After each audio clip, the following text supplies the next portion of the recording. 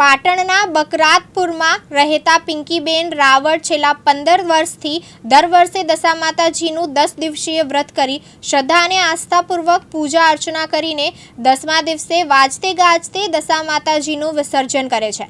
જ્યારે ઉલ્લેખનીય છે કે પિંકીબેન રાવળ દશા માતાજી પર વિશ્વાસ અને શ્રદ્ધા રાખીને 15 વર્ષથી વ્રત કરે છે। ત્યારે ચાલુ સાલે દશા માતાજીના 10 દિવસીય વ્રત દરમિયાન 9મા દિવસે દશા માતાજીએ વ્રતધારી પિંકીબેન રાવળ નામની મહિલાના શરીરમાં પ્રવેશીને તેમના ઘરે દશા માતાજીએ કંકુના કુમકુમ પગલાં પડ્યા હતા। ત્યારે આ દરમિયાન દશા માતાજીના દર્શન કરવા વ્રતધારી પિંકીબેન રાવળના ઘરે મોટી સંખ્યામાં દશા માતાજીના ભક્તો દર્શનાર્થે આવી પહોંચ્યા હતા અને ભક્તોએ દશા માતાજીના આશીર્વાદ લઈને મસ્તક પર કુમકુમ તિલક કરાવી ધન્યતા અનુભવી હતી। 15 વર્ષથી કરું છું। મને માતાજીની શ્રદ્ધા બહુ છે। 9મા દિવસે મને પસંદ થયા। પગલા પાડે કંકુ પગલા।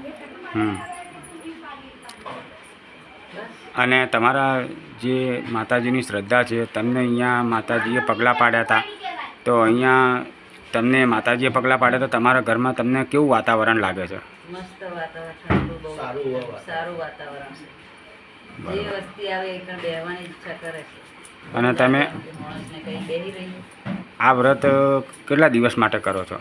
10 દિવસ। અને આ 10 દિવસના અંદર તમે માતાજીની શું આરાધના કરો છો?